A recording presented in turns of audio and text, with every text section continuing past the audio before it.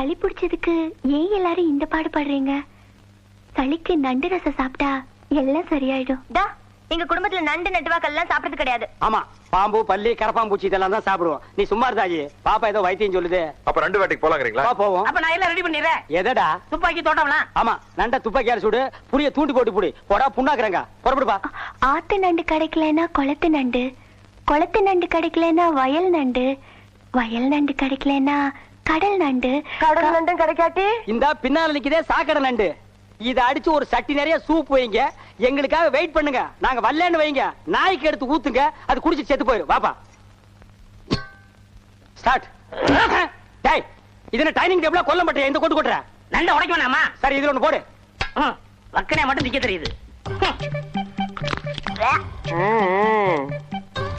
பொண்ணு சொன்னது சரியாத்தான் இருக்கு, சரியெல்லாம் இறங்குது.